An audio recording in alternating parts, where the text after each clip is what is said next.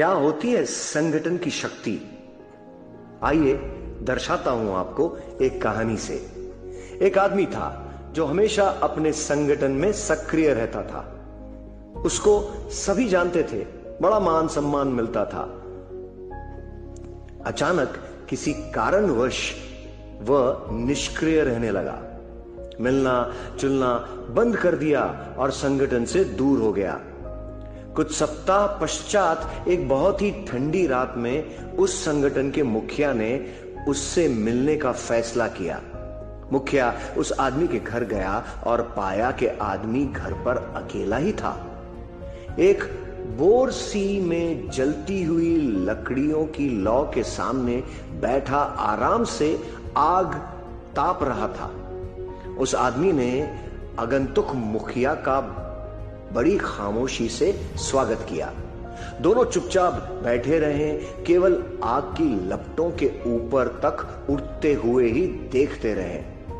कुछ देर के बाद मुखिया ने बिना कुछ बोले उन अंगारों में से एक लकड़ी जिसमें लौ उठ रही थी यानी जल रही थी, उसे उठाकर किनारे पर रख दिया और फिर से शांत बैठ गया।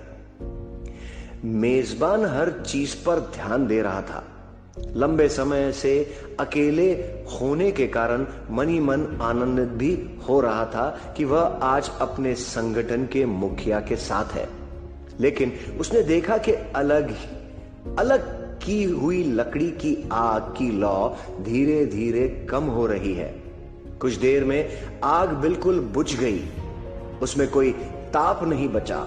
उस लकड़ी से आग की चमक जल्द ही बाहर निकल गई।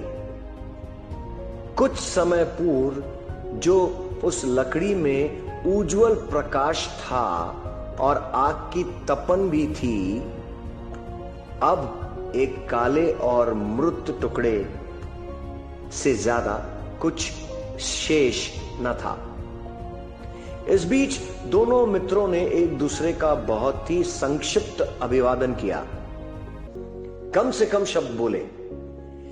जाने से पहले मुखिया ने अलग की हुई बेकार लकड़ी को उठाया और फिर से आग के बीच में रख दिया। वह लकड़ी फिर से सुलग कर लौ बनकर जलने लगी और चारों ओर रोशनी तथा ताप बिखेरने लगी। जब आदमी मुखिया को छोड़ने के लिए दरवाजे तक पहुंचा तो उसने मुखिया से कहा, मेरे घर आकर मुलाकात करने के लिए आपका बहुत बहुत धन्यवाद। आज आपने बिना कुछ बात किए ही एक सुंदर पाठ पढ़ाया है कि अकेले व्यक्ति का कोई अस्तित्व नहीं होता। संगठन का साथ मिलने पर ही वह चमकता है और रोशनी बिखेरता है। संगठन से अलग होते ही वह लकड़ी की भांति बुझ जाता है। संगठन से ही हमारी पहचान बनती है, इसलिए संगठन हमारे लिए सर्वोपरि होना चाहिए। संगठन के प्रति हमारी निष्ठा और समर्पण किसी व्यक्ति के लिए नहीं, उससे जुड़े विचार के प्रति होना चाहिए। संगठन किसी भी प्रकार का हो सकता है, पारिवारिक, सामाजिक, व्यापारिक, शैक्षणिक संस्थान, औद्योगिक संस्थान, सांस्कृतिक इकाई, सेवा संस्थान इत्यादि इत्यादि। संगठनों के बिना मानव जीवन अधूरा है। अंततः हर क्षेत्र में जहां भी रहे, संगठित रहे। उम्मीद करता हूं कि ये आपको पसंद आई होगी, और यदि आई है तो इसे औरों के साथ भी, जो बिखरे हुए हैं, जो संगठित नहीं है, उनके साथ जरूर बांटिए।